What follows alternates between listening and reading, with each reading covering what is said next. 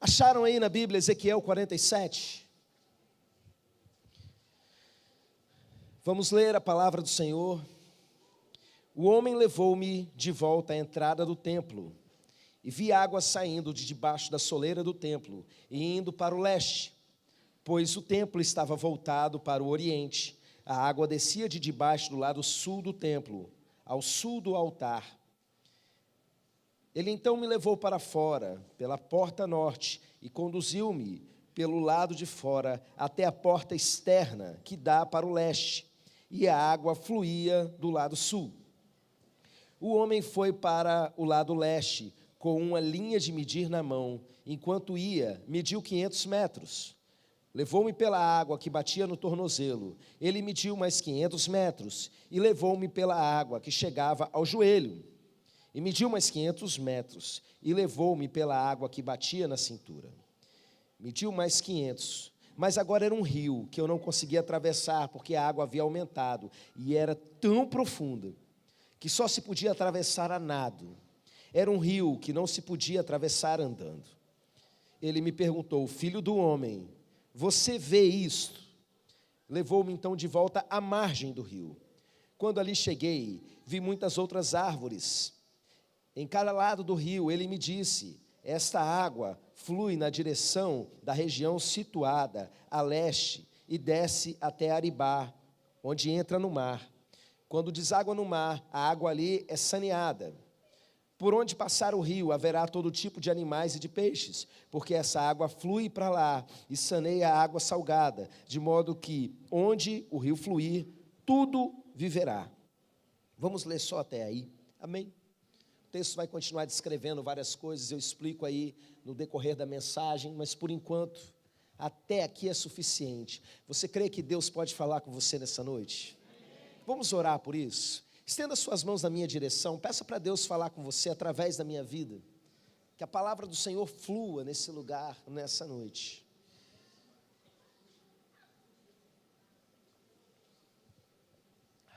Pai, eu te agradeço pela tua presença maravilhosa aqui, e eu peço, meu Deus, no nome de Jesus, que o Senhor venha, meu Pai, e fale a todos os corações, desde aquele que está mais impactado, até aquele que está mais duro, cético, com o coração fechado, desde a criança menorzinha, o bebê de colo, até o mais idoso, que de alguma maneira o Senhor alcance a todos nessa noite com a tua palavra.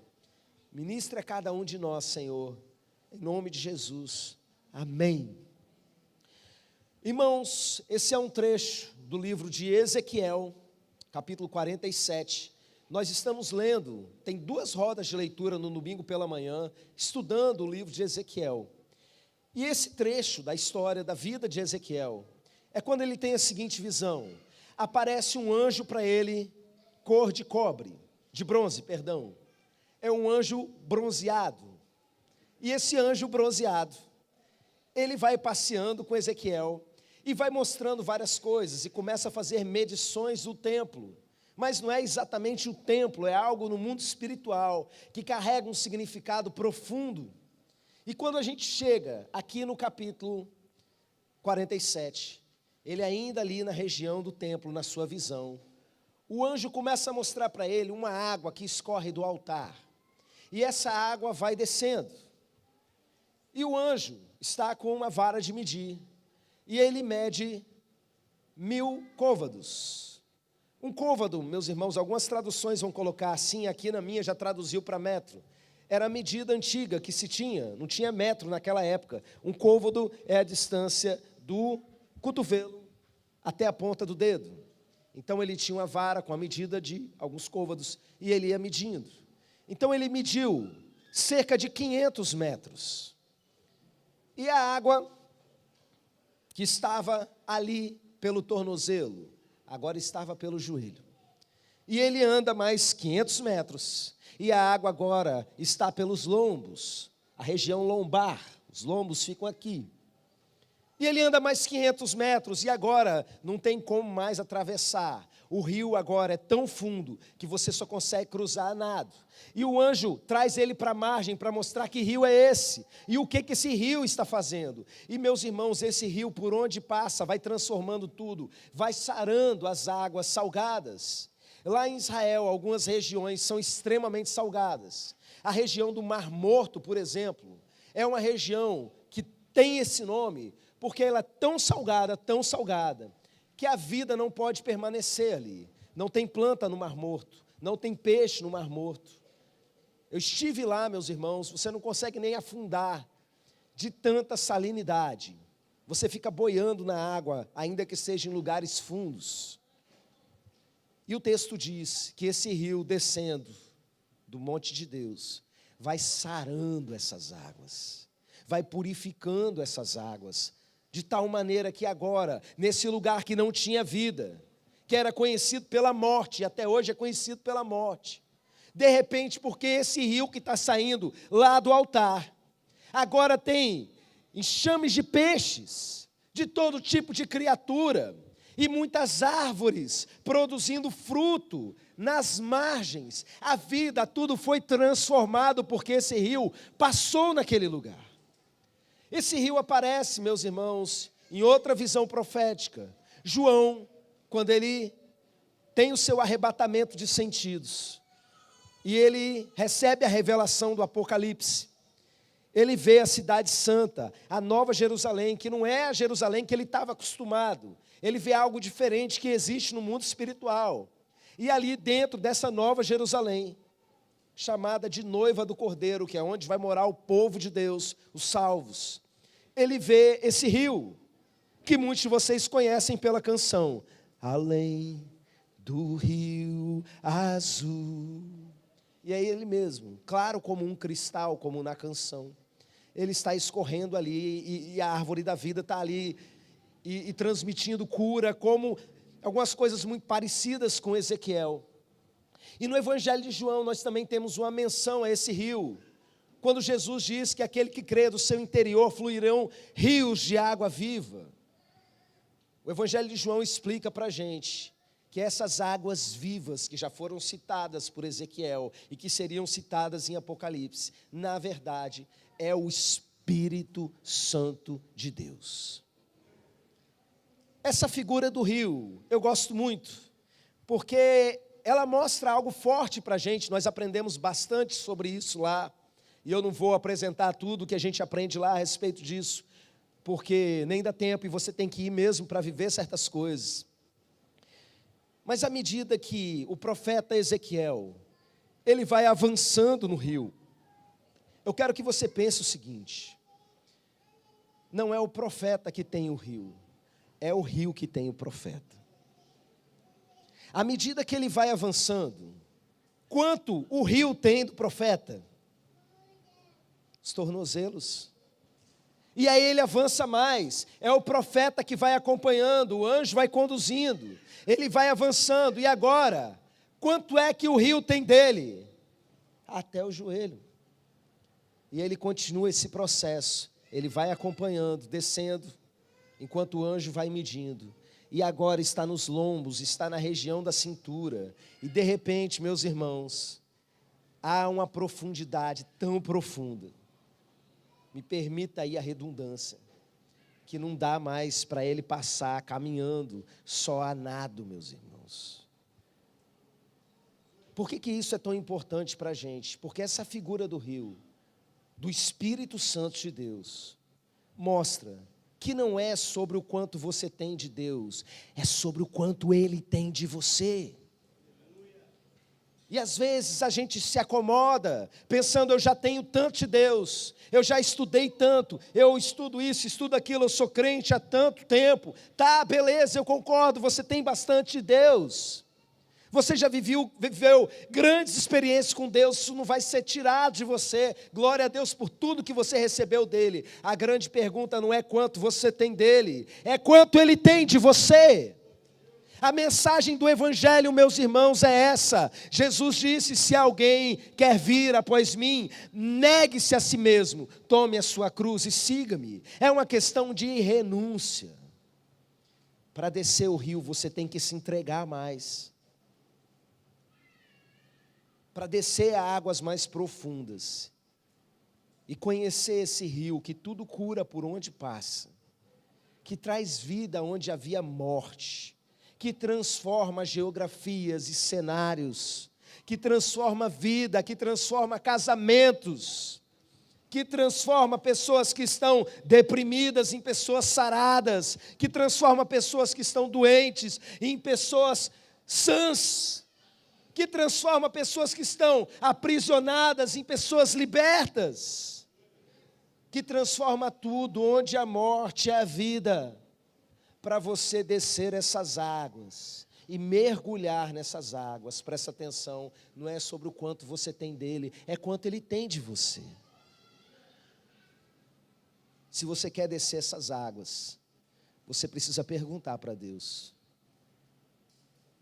o que está faltando eu renunciar na minha vida? Aonde eu ainda não estou rendido ao Senhor? Existem muitas barreiras que nós inventamos que nos impedem de viver o que Deus quer nos entregar. A gente quer que Deus transforme a nossa vida, a gente quer viver experiências com Deus, mas vira para Deus e fala: tem que ser do meu jeito, só serve se for do jeito que eu falei que tem que ser. Às vezes você não fala isso abertamente, mas a sua postura diante de Deus, de não aceitar a forma dele agir, e de ficar criticando a maneira de Deus agir, e de ficar justificando e arrumando argumento para não se render completamente a Ele, impede você de viver o melhor de Deus para a sua vida. Existem águas mais profundas que essas que você conhece. Para de argumentar com Deus. Quando Deus manda alguém para você e diz que é possível sim, que é verdade sim, e que Ele é o Deus do impossível, e que Ele quer levar você a algo mais profundo, acredita. Quando Deus confrontar você e falar: olha, você precisa largar isso, você precisa largar aquilo, você precisa fazer isso e isso com a sua vida, entenda, você precisa se render a Ele. Isso significa que essa parte da sua vida, Ele ainda não tem. O quanto Deus tem de você? Você está completamente entregue a Ele? Eu sei que não, para muitas pessoas que estão aqui, muitas. Irmãos, quantas vezes, num culto como este, domingo à noite, o Senhor me desperta para fazer um apelo, e o apelo é simples: se renda, se entregue por completo. Pega isso que está aprendendo na sua vida e entrega agora para Jesus. E a partir de hoje, que não seja mais assim, se posicione. E as pessoas fazem aquela cara de paisagem assim. Não é comigo. Ah, meus irmãos, eu atendo os meus próprios apelos, porque eu sei que não são meus, são do Espírito Santo. Para eu vir aqui pregar, meus irmãos, todas as vezes eu me rendo ao Senhor, eu me jogo diante do Senhor. Eu estava lá no quarto perguntando para Deus, depois de pregar o fim de semana inteiro, o que o Senhor quer falar com eles. Eu me rendo, eu sou seu, Senhor, faz comigo o que o Senhor quiser. Eu estou rendido mesmo, meus irmãos, quando eu viro e falo: se o Senhor quiser me matar aqui na frente, para ver se ensina alguma coisa para alguém, eu sou seu. O Senhor é dono da minha vida, faz comigo o que o Senhor quiser. Eu não estou brincando, não é conversa de pregador, eu conheço o Deus que eu sirvo. Quem quebrou a minha perna, naquele acidente misterioso, que graças a Deus a gente tem ele gravado, o próprio médico pediu para eu passar por WhatsApp para ele, porque era um trem muito estranho. Não foi Satanás que quebrou minha perna, não, meus irmãos, foi Deus. E eu senti isso ali na hora, caído, e já entendi algumas coisas do motivo. Eu estou na mão dele, para ele fazer comigo o que ele quiser. Mas eu quero que você saiba que todo dia eu descubro mais alguma coisa. Às vezes eu vou para a oração e eu estou ruim. E eu não estou nem com vontade de orar. E sabe o que eu preciso fazer? Me entregar de novo e me render outra vez.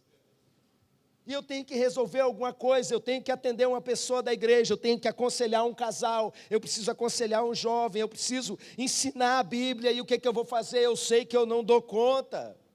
E o que eu faço? Eu me rendo ao Senhor. Você sabe por quê? Porque aquele que crê em mim, diz o Senhor, como diz as Escrituras, do seu interior fluirão rios de águas vivas.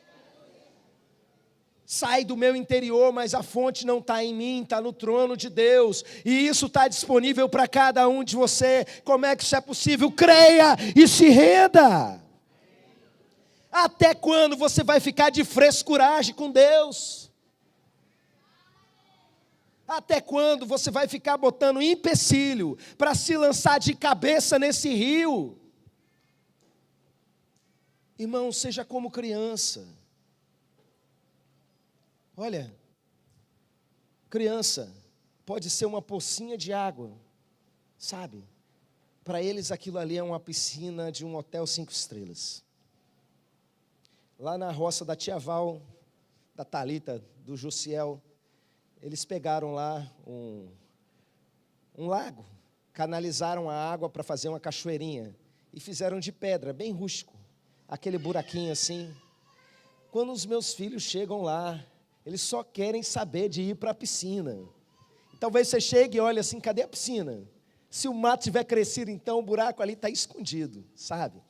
Passa um sapinho, cai alguma coisinha ali que vem da lagoa. É festa, meus irmãos. Quando eu trabalhava com embaixadores do rei, eu me lembro que eu estava num retiro de embaixadores lá em São Paulo. E ali naquele retiro, meus irmãos, estava no momento eu conversando, uma série de coisas que tinha que decidir com o coordenador estadual de São Paulo, e a gente ali na beira da piscina, com o pé dentro d'água, e a criançada pulando, aquela festa, sabe?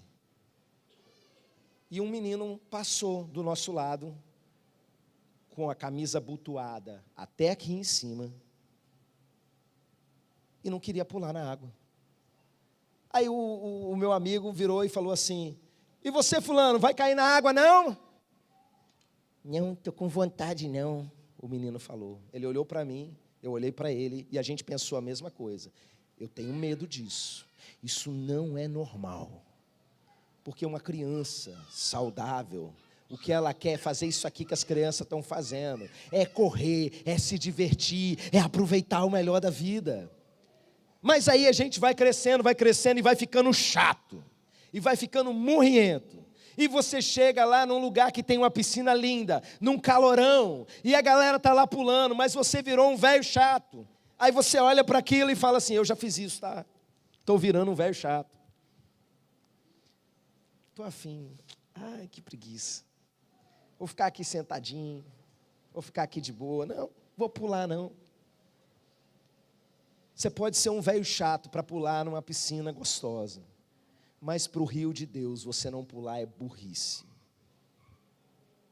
Ai, pastor, você vai ficar chamando a gente de burro agora? Então, você quer uma palavra bíblica? Nécios.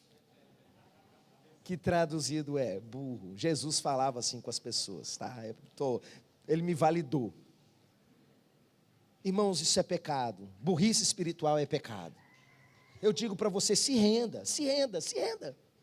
Seja o que for. A maior parte das pessoas já sabe, eu não preciso ficar aqui dando exemplo, fazendo lista de pecado, comentando como está a vida de um, como está a vida de outro, cada um sabe.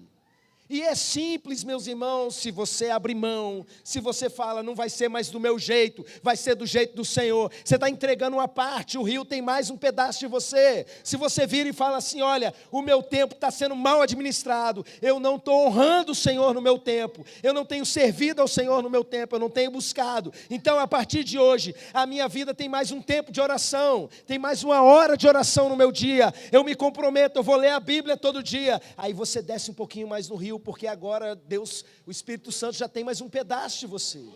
E aí você tem aquele pecado que você está convivendo com ele há um tempão, e você não quer largar dele. E um dia você resolve, quer saber, esse pecado não me pertence mais, eu me arrependo dele, eu não quero mais ele na minha vida. Quanto é que Deus tem de você? Olha, você está descendo mais o rio. As águas estão se tornando mais profundas. Não é sobre o quanto você tem dele, é sobre o quanto ele tem de você. E aí você chega, cheio de marra. Religioso, eu já fui assim. Deus vai ter que agir, mas sem reteté. Porque eu não acredito nisso aí, não. Isso aí é negócio emocional, é psicológico. A gente fala isso um monte de vezes, né? Mas é porque dá orgulho. Tem 2 psicólogas na igreja para avaliar. É psicológico. E aí a gente se fecha para o puro e simples que Deus está fazendo. Seja simples como a Dudinha. Cadê Dudinha? Eu quero cair. Por que ela quer cair? Sei lá. Eu quero tudo que o Espírito Santo quer para mim. Um dia eu tomei essa decisão e eu chutei para o alto boa parte da teologia que eu tinha. Eu chutei para o alto o orgulho denominacional que eu carregava dentro de mim. O julgamento com relação aos irmãos pentecostais. Eu era ruim, meus irmãos. Eu era ruim. Era capaz de ver o Espírito Santo agindo e rir das pessoas, não por alegria, mas porque aquilo era ridículo. Um dia eu entendi que eu precisava me render. E eu continuo me rendendo até hoje. Vamos descer esse rio. O anjo está medindo nessa noite mais 500 metros para frente. O anjo estendeu a sua régua de medir. E ele estende mais 500 metros para frente. Quem vai descer um pouquinho mais? Não é sobre o quanto você tem do rio, é sobre o quanto o rio tem tido de você. Vamos nos colocar de pé. Vem, ministério de louvor, para cá. E vamos meditar um pouco isso. Você com Deus.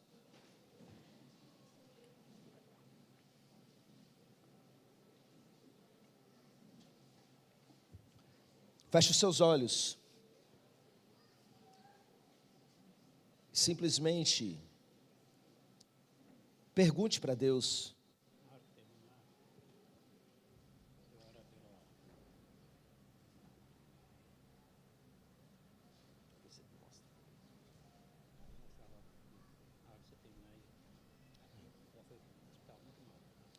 Uma das nossas levitas que está grávida, está passando mal. E a gente vai orar por ela agora. Chegou a mensagem, pastor Osias veio me trazer. Vamos orar agora e a gente continua o nosso processo. Pai querido, toma a vida de Rebeca agora nas tuas mãos. Protege aquela criança, meu Pai. Protege a vida de Rebeca, meu Deus. Guarda ela, meu Pai. Envia os teus anjos. Que eles cheguem ali no hospital e sejam bem tratados, meu Pai. E que ela já chegue lá melhor, meu Deus. Em nome de Jesus. Amém. Amém. Meus irmãos, como eu estava dizendo, você vai perguntar para Deus: as minhas ovelhas? O pessoal não conhecia, vocês ensinaram agora, né? Então vamos falar de novo. As minhas ovelhas? Quem é ovelha de Jesus, ouve a voz dele. Você vai parar, vai perguntar para ele: Senhor, o que está faltando eu me render? O que eu faço, meu Deus, para descer mais 500 metros, para eu seguir o anjo nessa noite e descer o rio? O que eu vou fazer? Feche os seus olhos e pergunte para o Senhor.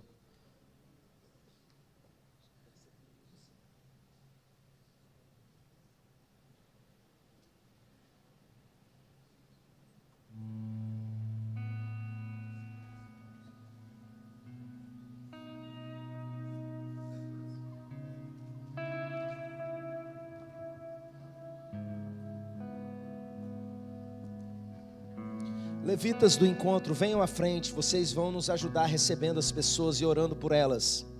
Todos os levitas que estavam no retiro, vem para cá. E as pessoas que vierem serão ministradas. Todo aquele que tomar uma decisão nessa noite: eu quero me render, eu quero me render mais. Eu convido a sair do seu lugar enquanto nós cantamos essa canção. E venha para cá e dê um abraço em alguém, seja abraçado. E algum dos nossos irmãos vai orar pela sua vida, para que Deus te conduza nesse processo de rendição ao Senhor.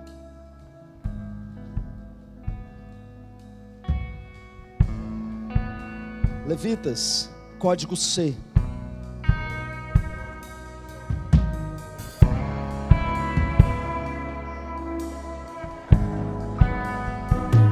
Pode entrar, é tudo teu. Faça o que quer fazer, meu